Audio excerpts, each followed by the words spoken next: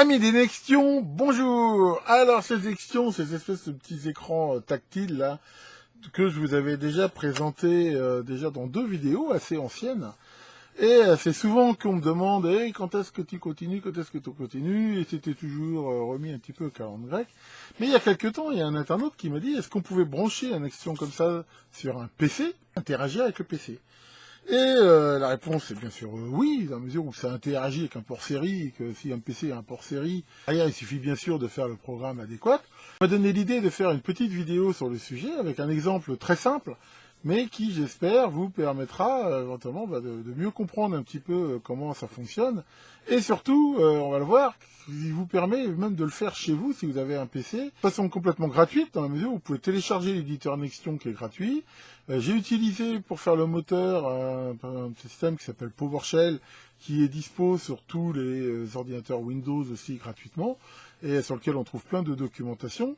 Et voilà, ça veut dire qu'avec ces 2 systèmes-là, vous montrez que vous pouvez tout à fait débugger, mettre au point votre truc, apprendre comment ça marche, sans acheter un Nexion. Une fois que vous aurez bien mis au point votre système, bah, vous achetez ces petits Nexions, les petits comme ça, ils coûtent vraiment pas cher, et vous pourrez l'utiliser. Alors, tout de suite, regardons cet exemple. Voilà, alors le petit exemple que j'ai fait, qui est extrêmement simple, c'est un petit programme qui permet, à partir d'une Nexion, d'afficher 2 valeurs, un compteur et un max, de pouvoir changer la valeur du compteur, donc l'incrémenter, la décrémenter ou la remettre à 0, et éventuellement aussi de voir sous forme d'une progress bar, pourcentage on va dire de la valeur dans le max. Alors là je vais lancer le programme ici sur le PC, donc voilà, je ne sais pas si on voit bien, et on peut voir que ça affiche l'heure en permanence, et ici la valeur du max, qui est ici de 500, et le compteur. Et là, bah, je peux incrémenter. Par exemple, là, je ne sais pas si on voit bien, mais voilà, par exemple, si je fais plus 100, voilà, on voit bien sur le PC les données qui arrivent. Voilà, la plus 10, là, je peux l'incrémenter, plus 1. Et on voit aussi le progress bar qui varie, sachant que je me suis même payé le luxe de faire que quand c'est supérieur à 75%, on voit, il passe en rouge ici. Donc voilà, là, on voit très très bien comment ça fonctionne. Et si je veux le mettre à 0, donc là, j'appuie sur Clear, il me demande si je veux effacer la valeur, donc si je fais non, ça l'efface pas, voilà, et si je fais Clear et je fais Yes, voilà, on voit que ça l'efface et ça la remet à 0. Enfin, voilà, c'est vraiment quelque chose de très très simple, mais je pense que c'est un bon exemple pour commencer à regarder ça, et on peut se déconnecter du PC, voilà, ici, et voilà, à ce moment-là, on voit que ça coupe le programme du PC. Alors, je vais bien sûr vous montrer dans le détail comment j'ai fait ça, et après, bah, ça pourra bien sûr vous donner des idées pour faire vos propres applications. Bien, alors, nous allons maintenant rentrer un petit peu plus dans le détail, comment j'ai fait cet exemple-là. Donc, comme j'ai dit, j'ai choisi donc du PowerShell sur PC Windows. Moi, c'est vrai que j'utilise plutôt de Windows. Bon, je suis sûr que ceux qui utilisent du Linux trouveront bien un équivalent. Je ne suis pas inquiet à ce sujet. Et nous allons voir donc la partie, je veux dire PC, on va dire que moi j'appelle le moteur, donc en fait qui s'occupe pas du tout de l'interface, et après la partie Nexion, sachant que bien sûr l'idée c'est de faire marcher les deux. Le Nexion en lui-même, même si on peut faire des applis toutes seules, c'est bon, elles font pas grand-chose. Généralement c'est fait pour communiquer, sachant que je rappelle que le Nexion il n'y a pas d'entrée-sortie autre qu'un port série. Alors, la première chose qu'il faut faire, quel que soit, on va dire, le système que l'on veut mettre au point, que ce soit avec un Arduino, avec un ESP32 ou n'importe quoi, c'est déjà de très bien définir les échanges qui vont être faits entre le Nexion et le moteur. Ça, c'est vraiment pour moi la base, sachant que très souvent, je vois des exemples où je trouve que c'est un petit peu dommage, dans la mesure où souvent, je trouve qu'ils se rapprochent trop de l'interface. À la limite, dans l'absolu, c'est la séparation, c'est les fameuses architectures 3 tiers et tout ça. Normalement, le moteur, il doit être agnostique de l'interface. Lui, il sait pas ce que c'est qu'un bouton, il sait pas ce que c'est qu'un contrôle, il sait même pas comment vont être faites les commandes. Normalement, lui, il se contente de faire la partie, on va dire, moteur, métier du système, et il se fout complètement de l'interface. Mais en même temps, des fois, c'est vrai que, pourquoi pas, on peut aussi le faire en faisant directement des liens. Moi, personnellement, je trouve pas ça top, mais enfin bon. Après, il y a plein de stratégies possibles. De même que dans la stratégie des échanges, il y a plusieurs systèmes. On peut choisir de faire des échanges en un seul coup, où, le Nextion envoie tout et le programme moteur renvoie tout. On peut faire des niveaux des actions. On peut le faire avec des états, pourquoi pas, hein, selon les états de la machine. Sachant que, voilà, généralement, quand on fait de la programmation qu'on appelle stateless, c'est quand même plus facile à débugger et à mettre au point, mais enfin. Mais voilà, je dirais pas il y a pas pour moi la solution générale qui va bien. C'est un petit peu en fonction de ce qu'on veut faire.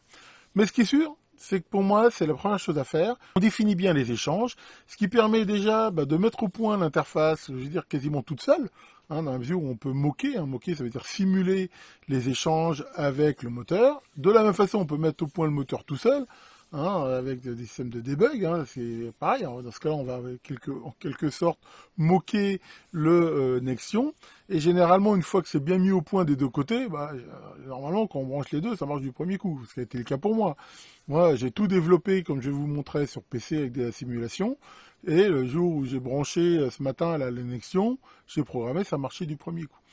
Donc ça, c'est quand même un gage de succès. Et c'est vrai que c'est quand même plus facile à débugger, où là, on peut mettre des débuggers, des trucs, que de faire ça, je veux dire, comme ça, en téléchargeant à chaque fois les choses. Donc ça, c'est vraiment intéressant. Et puis même si vous faites un jour un système, je sais pas, qu'un Arduino, moi, je sais que j'utilise aussi comme ça, alors je prends du PowerShell, mais on peut prendre le langage qu'on veut, pour justement, au début, simuler un petit peu les échanges. Généralement, ça aide aussi le développement, ce qui peut être, des fois, enfin, c'est plus pratique des fois à développer. Je rappelle que tous les programmes que je vous montre là aujourd'hui seront dispo sur mon repo Git. Hein. On peut voir que c'est de la licence publique, hein. D'ailleurs c'est open source, vous pouvez copier, modifier, faire tout ce que vous voulez avec. Il n'y a aucun problème. Donc la première chose que j'ai faite, c'est que j'ai justement bien documenté qu'est-ce que je veux faire comme échange.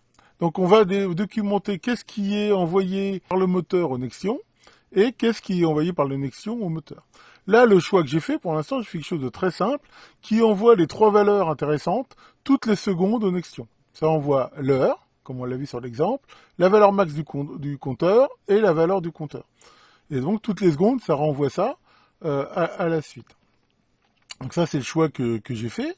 Et ça permet en même temps, à tout moment, même si le max ou la counter, il pourrait être changé par d'autres choses que le Nextion, par exemple, en faisant pourquoi pas en branchant deux Nextions dessus ou des choses comme ça.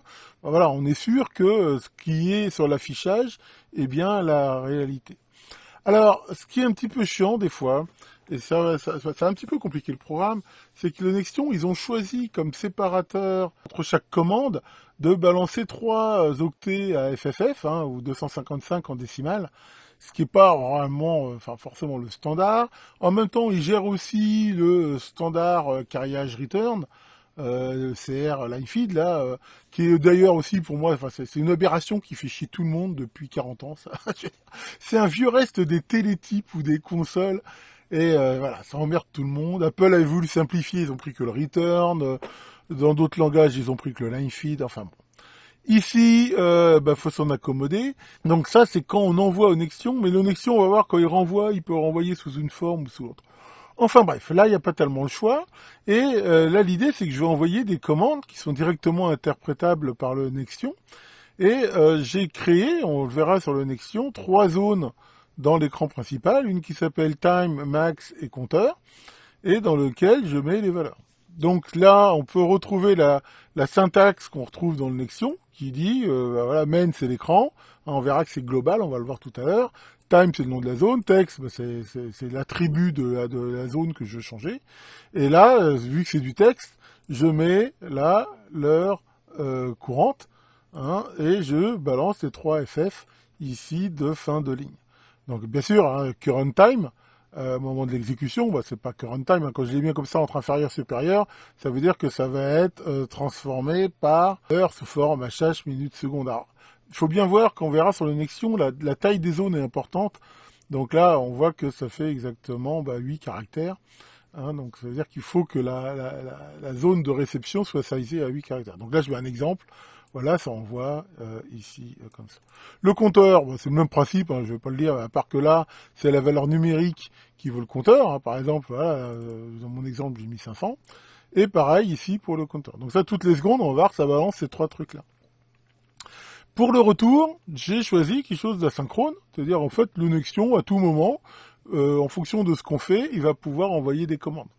Et les 3 commandes qu'il y a, il n'y a pas besoin de plus. Il y a d'incrémenter ou décrémenter le compteur. Donc là, la forme, c'est de faire CNT, la valeur suivie. Donc là, pour le coup, j'ai pris carriage return parce que c'est comme plus facile si derrière on veut le simuler ou autre. Et donc 0D, 0A, hein, c'est voilà, le fameux CR line feed. Hein. Là, le OX0, hein, c'est pour montrer que c'est de l'hexa. Donc, et inc, donc c'est l'incrément. Donc par exemple, si j'envoie CNT 100, line feed return, bah, ça veut dire d'augmenter de 100, CNT-8, ça diminue. Sachant qu'on va voir que le compteur, je l'ai bloqué pour qu'il ne devienne pas négatif.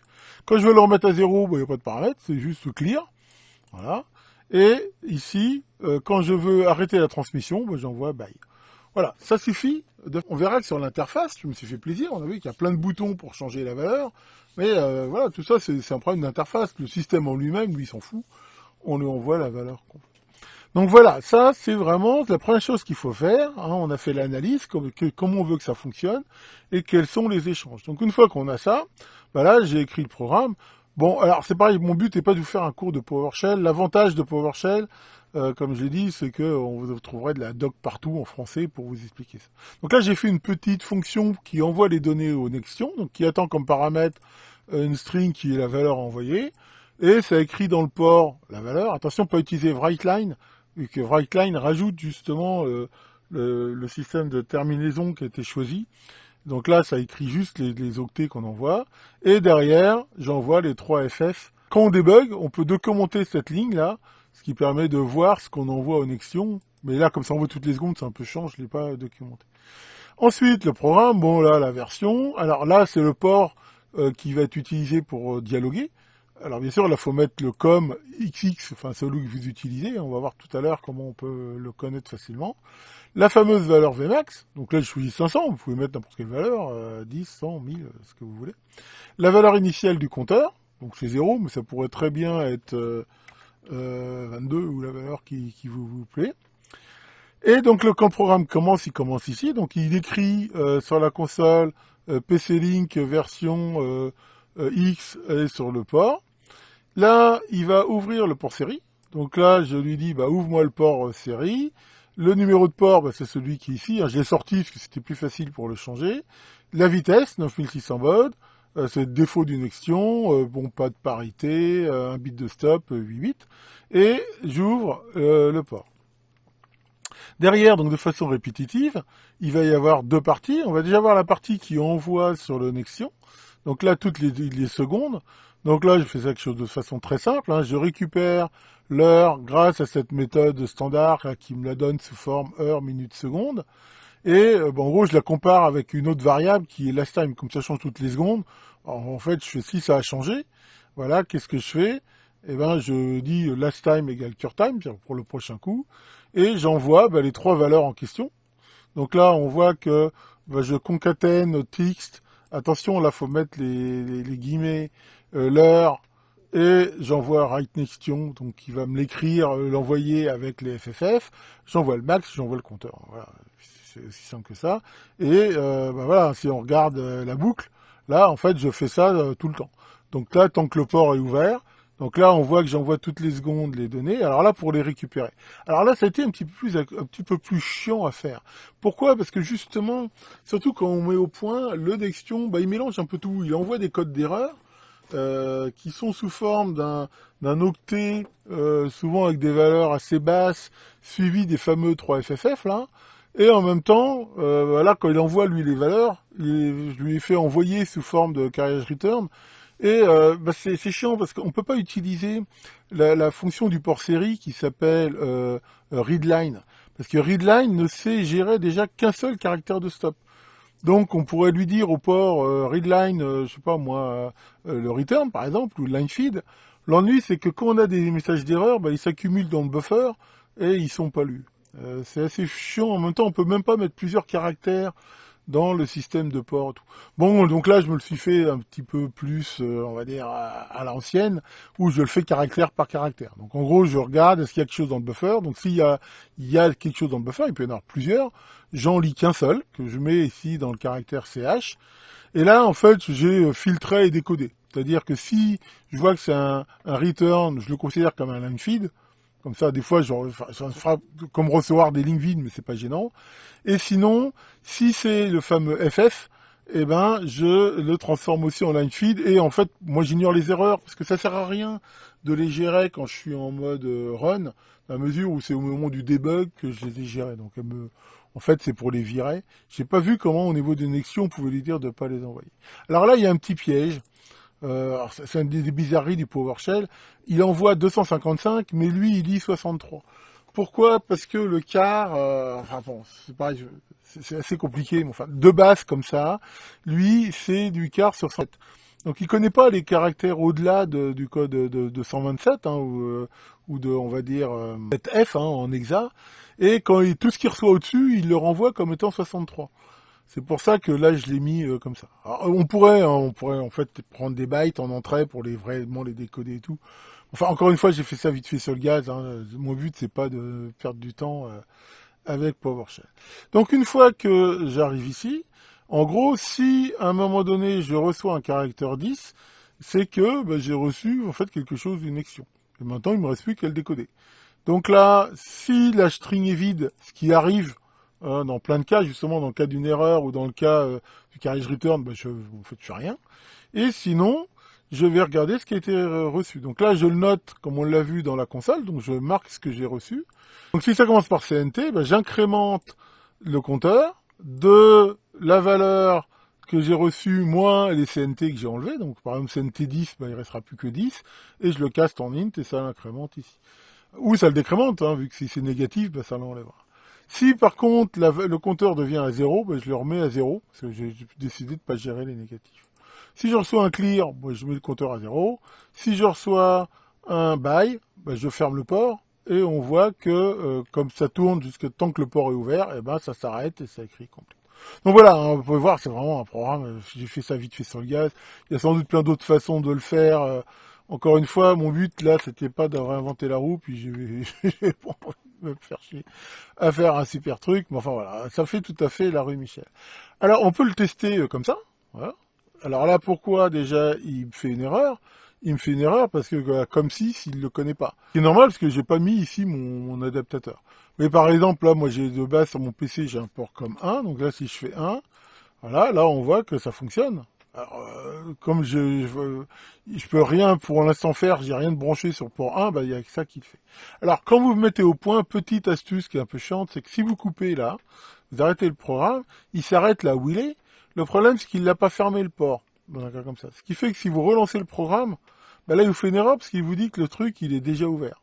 Alors, l'astuce, je le dis tout de suite, c'est de vous recopier ici port.close. Voilà, vous le mettez là dans la console. Voilà, et là ça remarche, vous voyez que si je le relance, là ça remarche. Voilà, et puis si je l'arrête, il suffit de rappeler la commande. Donc voilà, ça c'est pour la partie, on va dire, moteur. Hein, c'est comme on l'a vu simple. Et maintenant, on va regarder la partie Nextion. Alors maintenant, nous allons nous retrouver donc dans l'éditeur fourni avec le Nextion, que vous pouvez télécharger gratuitement sur le site, je vous mettrai le lien. Et je vous ramène bien sûr aux vidéos que je vous ai déjà faites pour voir ça. C'est pas le but aujourd'hui, parce que sinon ça va être beaucoup trop long. Et donc, alors, il y a plusieurs versions. Il a été mis à jour relativement récemment. Donc, si vous l'avez pas, la dernière version, mettez-le à jour. Et donc, voilà, vous pouvez télécharger mon projet, pclink.hmi, que vous trouvez ici et sur lequel vous retrouvez bien l'écran. Alors, on va regarder un petit peu pas à pas comment j'ai fait pour fabriquer ce projet. La première chose à faire a été donc de créer la première page, je vous l'avais déjà montré. Donc cette page, je l'ai appelée main ici. On n'est pas obligé de leur donner des noms, mais c'est mieux de leur donner des noms, surtout que ça veut dire que si derrière on les renumérote ou autre, ça continuera à fonctionner. Alors tant que j'y suis à parler des noms, de façon générale, il y a un petit peu deux écoles un petit peu antinomiques. On peut être amené, et c'est souvent qu'on développe, on essaye de donner des noms le plus clairs possible. Alors, c'est bien de donner des noms clairs. Le problème, c'est que la taille mémoire est limitée. Donc là, je suis loin du max, mais si on fait des écrans assez compliqués, on donne des noms très longs, ça prend de la mémoire. Et surtout, comme on l'a vu dans certains échanges, on utilise le nom de la zone. Donc ça veut dire que bah, c'est plus long à transmettre sur le port série, et ça peut être un problème. Bon, là-dessus, je dirais, c'est un peu à chacun de voir en fonction de ce qu'il veut, sachant que moi personnellement, j'ai plutôt tendance en effet à mettre des noms courts. À la limite, time, moi je l'aurais appelé T, C et M, ça m'aurait suffi, mais voilà, j'ai quand même fait dire un petit peu entre les deux pour rester clair. Après, chacun fait comme il veut. Sachant qu'il y a aussi des boutons qu'on ne manipule pas, et là, bah, je leur laisse leur nom par défaut, comme on va le voir, c'est pas gênant. Donc une fois que j'ai fait ma page, la première chose qu'il a fallu que je fasse, bah, c'est faire mes fameuses zones d'affichage de time, CNT et max. Donc là, par exemple, on voit time, ici, et qui utilise, qu'on voit là. Alors bon, c'est pareil, je vous refais pas tout, hein, donc en gros, là, il y a le nom de l'objet. Alors, ce qui est important, là, c'est le fameux scope.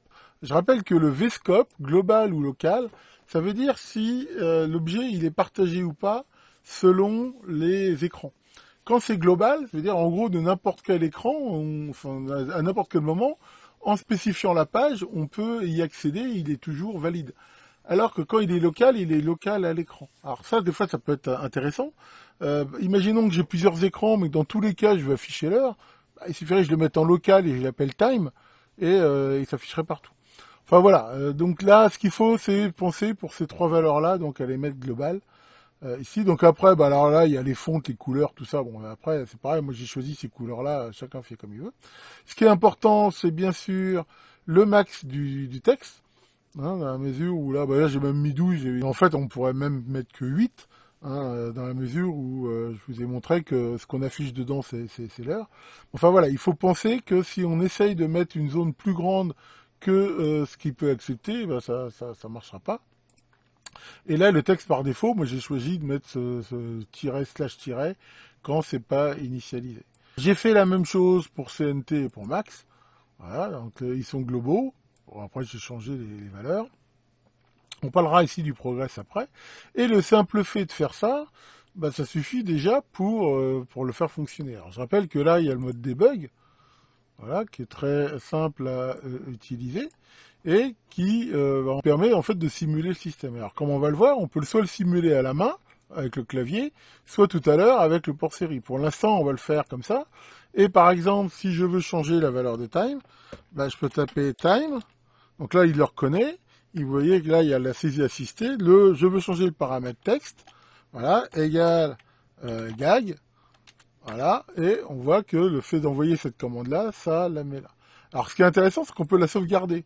Par exemple, dans 1. Ce qui fait qu'à partir de maintenant, quand je rappellerai des commandes, par exemple 1 pour essayer, bah, je suis pas obligé de la retaper, ce qui est assez pratique. Donc là, en faisant ça, bah, je peux essayer avec Time, je peux essayer avec les autres, hein, vous ferez pareil. Ça permet déjà d'essayer cette partie-là et de vérifier que ça fonctionne. Là, j'ai les valeurs que je vais recevoir pilotées à distance et je les affiche. Donc c'est très simple. Alors comment j'ai fait ici le progress? Le progress, je pourrais l'afficher sous forme d'un progress bar, d'un cadran, de ce que je veux. À la limite, c'est de la pure UI. En local, j'ai le compteur, j'ai le max. Je peux très bien l'utiliser. J'ai pas besoin de le piloter à partir du moteur. Alors comment j'ai fait ça? Donc j'ai créé ici un progress bar. Hein, les progress bars, il n'y a pas le choix. C'est toujours une valeur de 0 à 100%. Donc là, je lui ai mis ici les couleurs. La couleur du fond, la couleur de la barre de progression. Et sa valeur par défaut qui est 0. Le fait de faire ça, bah, ça suffit pas, bien sûr, pour la piloter. Il faut lui mettre la valeur. Alors là, qu'est-ce que j'ai choisi de faire? Quelque chose qui est très pratique dans le Nexion, c'est le timer. Et donc, j'ai créé ici un timer et qui va fonctionner, comme on le voit, toutes les 400 millisecondes. Et toutes les 400 millisecondes, bah, c'est lui qui va calculer le progress bar. Et là, on peut voir le programme. Qu'est-ce qu'il fait? Bah, il voit si il vaut tiret slash tiret, c'est que c'est pas connecté, et il met la valeur, comme on le voit ici, à 0. Si par contre, il est connecté, alors là, c'est pareil, on peut pas faire facilement des calculs à partir d'une Nexion, enfin des calculs compliqués en plusieurs fois, il faut les faire en plusieurs fois. Et là, j'ai utilisé en gros des valeurs, des variables globales qui existent, que j'utilise en variable de travail. Alors, il faut faire très attention quand on utilise ces variables-là, si on a plusieurs timers ou autres, que ça soit bien partagé comme il faut, mais là, on les voit là. Hein, il y a 3 int qui s'appellent 6.0, 6.1, 6.2. Maintenant, on peut déjà en définir d'autres, hein, si on veut, ici. Et donc, je calcule dans 6.0, j'utilise, alors leur syntaxe c'est un peu bizarre, hein, mais en gros, je convertis la valeur de compteur.text dans 6.0 sans limitation de taille ni de point décimal. Je convertis le max, donc dans 6.0, 6.1. Là, bah, c'est très simple hein, de ramener dans une valeur de 0 à 100 en faisant 100 fois 6.0 divisé par 6.1 et je mets pgval égale 6.0. Voilà, c'est aussi simple que ça. Et alors, comment je fais pour faire changer la couleur du progress bar quand c'est supérieur à 75 ? Bah, si la valeur est supérieure à 75, on voit que je change l'attribut couleur pour du rouge, sinon je le remets comme il était. Et voilà, c'est grâce à ça que mon système fonctionne. Donc là, bah, je peux tout à fait l'essayer aussi, dans la mesure où, pareil, si je refais ici des bugs, voilà, donc là, je peux mettre le max déjà une valeur. Donc là, je vais faire max.txt égale, par exemple, je sais pas, 854. Hein, on peut faire n'importe quelle valeur. Donc là, on voit bien qu'il est mis. Et on peut voir que maintenant, si je fais cnt pareil, txt, hein, ce que j'envoie en fait après à partir de mon programme moteur égale, je sais pas, moi, 400. Et ben là, hop, on voit bien que le progress s'est calculé à cause du timer. Et si on voit que maintenant j'approche de la valeur max, on peut voir que automatiquement, hop, il a bien changé de couleur. Et que si je reviens en dessous, il repasse bien au vert. Donc voilà, donc ça fait marcher tout mon système d'affichage. Et on peut comme ça le tester, vous voyez directement que le simulateur, j'ai pas besoin d'autre chose. Alors ça, bah, c'était la partie affichage, hein, il y a que ça dans mon système. Maintenant, comment je pilote les valeurs? Bah là, c'est très simple. J'écris un bouton là qui s'appelle plus, et j'ai dit que quand je clique dessus, qu'est-ce qu'il fait? Bah print, ça envoie sur le port série. Je lui envoie cnt1 et anti-slasher, ça veut dire le fameux fin de ligne carriage return. 0, ça veut dire qu'il n'y a pas de limitation de taille. Et ben voilà, ça envoie bien cnt1, donc ça va incrémenter le compteur. Et donc le compteur, le moteur va l'incrémenter, et la seconde d'après, il va s'afficher. Alors on pourrait faire que quand il reçoit quelque chose, par exemple, il renvoie tout de suite la valeur de CNT, par exemple pour éviter un peu la latence. Mais enfin, encore une fois, mon but n'était pas de faire un truc méga optimisé, c'était de le rendre simple. Et puis une fois que j'ai fait ce bouton, bah, on voit que c'est très simple. Hein. Pour faire moins, bah, j'envoie -1, là j'envoie 10, là j'envoie -10. C'est exactement le même bouton. Si je veux faire un bouton qui fait plus 22, je fais CNT 22 et puis c'est fini. Donc c'est là qu'on voit que avec un échange très simple côté moteur, maintenant je pourrais très bien changer mon système pour le faire de façon différente. Alors après, bah pareil, le kit. Quand je quitte, qu'est-ce que je fais? Bah, j'envoie bye hein, pour dire à mon programme PC, vas-y arrête-toi, et je remets les valeurs là à leur valeur par défaut. Et l'effacement, alors l'effacement c'est pareil, j'aurais pu ici dans clear faire clean to clear, mais j'ai voulu montrer comment on pouvait justement changer d'écran. Donc là qu'est-ce que j'ai fait? J'ai fait une page 1 qui s'appelle ask, qui affiche clear value, et un bouton qui envoie clear et retourne sur la page 0, et no qui retourne sur la page 0. Voilà. C'est pareil, là j'ai fait page 0, on peut utiliser les noms de page, hein, à la limite c'est mieux parce que si on les change, enfin bon. Là, c'est pareil, c'est histoire de montrer un exemple. Et ben voilà, c'est aussi simple que ça. Alors là, bien sûr, vous pouvez encore le tester en debug. Voilà, dans la mesure où, quand on appuie sur quelque chose, on voit que on a dans le simulateur ce qu'il envoie. Alors là, on le voit en exa, mais si on veut se mettre... Voilà, on voit bien que ça me permet de bien débugger ce qui se passe. Voilà, on voit que là, ça envoie clear. Là, ça renvoie no. Donc ça revient juste, ça envoie rien. Et là, ça renvoie bye. Donc voilà, on voit qu'avec le simulateur déjà comme ça, je peux déjà vachement bien tester toute mon UI. Et ça déjà pas mal. Alors maintenant, ce qu'on va faire, c'est qu'on va voir que sans même avoir de Nextion, on va pouvoir relier ensemble le programme PowerShell et mon interface de debug là. Et ce qui va me permettre en fait de réellement essayer, faisant vraiment une transmission entre les deux. Alors pour faire ça, en gros il faut deux ports série. Il faut le port série là qui va être utilisé pour le debug, c'est-à-dire en gros qui simule celui d'une Nextion, et le port série qui est utilisé par le programme PowerShell. sachant qu'on va les croiser, c'est-à-dire qu'on va mettre le TX de l'un sur le RX de l'autre et le RX de l'un sur le TX. Voilà, ce qui fait que ce qui est envoyé d'un côté est reçu par l'autre. Alors, il y a plusieurs façons pour faire ça. Il existe des programmes qui permettent de faire ça sur un PC, en gros, de créer des ports virtuels comme ça interconnectés entre eux. Alors, le problème, c'est que j'ai pas de programme comme ça. J'en ai cherché sur le net. J'ai rien trouvé qui m'a plu. Soit c'était des versions payantes, j'ai pas envie d'acheter pour ça. Soit c'était des versions payantes avec des programmes, des trucs d'essai, mais tellement limités que c'était pas top.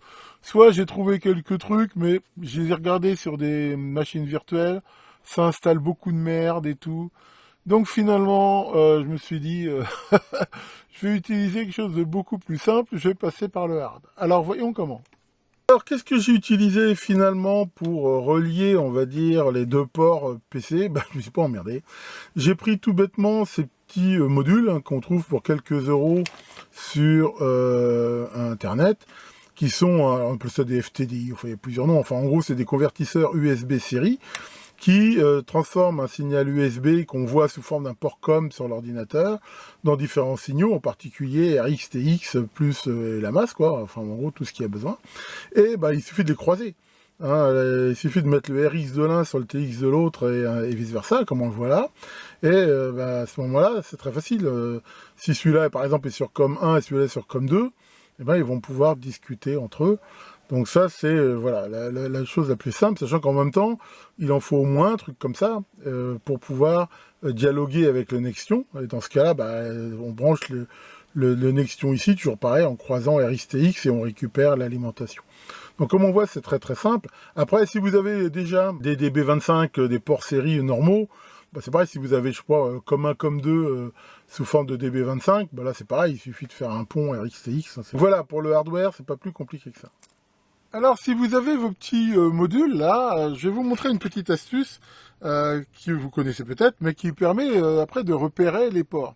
Si vous faites ici un clic droit dans Windows, vous avez gestionnaire de périphériques, voilà, qui vous permet de voir, entre autres, tous vos ports comme. Donc là, moi, sur mon PC, j'ai deux bases, comme 1, comme 3, comme 4, des ports parallèles et tout. Mais là, par exemple, quand je vais rajouter dans mon premier port USB le premier système là, et comme on voit, et voilà, je vois qu'il est en 6, donc je sais que j'en ai un qui est en 6, et maintenant si je rajoute le deuxième, voilà, et là il l'a reconnu aussi, et je vois qu'il est en 8. Alors des fois, on peut voir que bizarrement, enfin, la numérotation de ces trucs est pas toujours très claire, et là il sait pas 7 par exemple.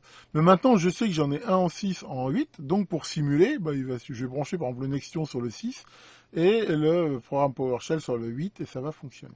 Voilà, donc maintenant je vais vous montrer comment, maintenant qu'on a ces deux ports croisés sur le PC, comment on va pouvoir tester, donc sans aucun Nextion, et réellement tester la communication entre les deux. Donc là, sur le programme PC moteur, là, PowerShell, donc j'ai bien mis comme 8, et là on voit que dans le mode de simulation, au lieu d'être en mode keyboard, je me mets en mode MCU, je choisis mon port, comme 6, 9006, et je fais Start. C'est-à-dire qu'à partir de maintenant, lui, ce qu'il fait, c'est que, c'est comme si c'était un vrai Nextion qui était connecté sur le port 6. Ce qui fait que maintenant, si je lance mon programme PC, on voit bien ici l'heure qui s'affiche, voilà, et mon programme fonctionne. Par exemple, si je fais plus, voilà, je reçois bien compteur 1, et on voit que ça marche bien, moins 10, moins 100, plus 100. Voilà, là, je peux vraiment tester mon programme, il fonctionne parfaitement, et à tout niveau, vous voyez, on voit bien comment ça fonctionne. Alors ça peut être bien sûr super aussi intéressant si je veux justement débugger, mettre des points d'arrêt, faire tout ce que je veux. Et voilà, on voit que là ça fonctionne comme ça, et c'est grâce à ça qu'on peut tester. Et là on voit aussi les traces des deux côtés, c'est-à-dire que là si je me mets en string, je vois tous les échanges. C'est-à-dire que je vois d'un côté là ce que le Nextion envoie, on le voit bien ici, et je vois de l'autre côté tout ce que je reçois à chaque fois, là voilà. Et à chaque fois on voit que je reçois bien l'heure, le max et le compteur. Donc voilà, ici, comment ça fonctionne. Et je peux tout à fait tester en local, ce qui, ma foi, est plutôt sympa à ce niveau-là. Comme ça.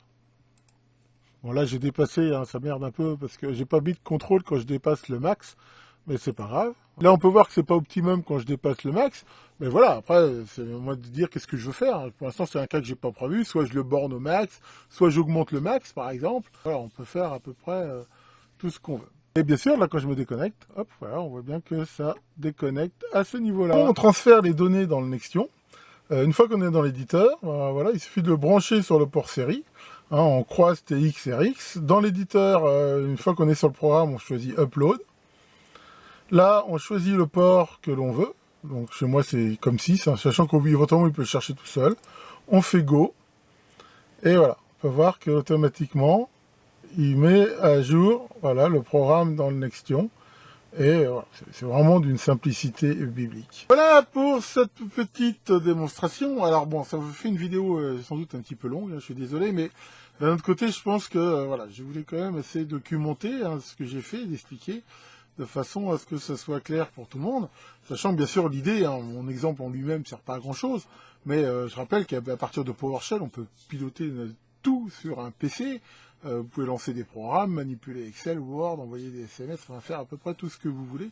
Et c'est très très riche, donc ça peut vous donner des idées. Et puis comme je l'ai dit, ça permet aussi éventuellement de mettre au point des systèmes, sachant que derrière, souvent, voilà, si on fait quelque chose d'autonome, on ne va pas mettre un PC derrière, mais on peut y mettre bien sûr un Arduino, hein, je vous montrerai ça, on peut y mettre un Raspberry Pi, enfin, on peut faire à peu près tout ce qu'on veut à ce niveau-là.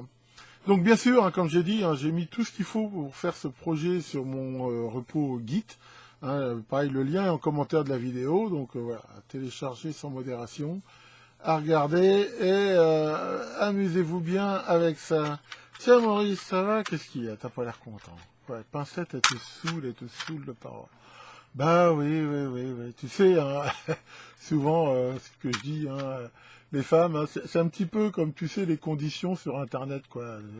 Tu comprends rien et tu cliques sur OK, et puis voilà. Bon, allez, là-dessus, que Grande Nextion vous fasse de belles interfaces, et à très bientôt pour de nouvelles vidéos.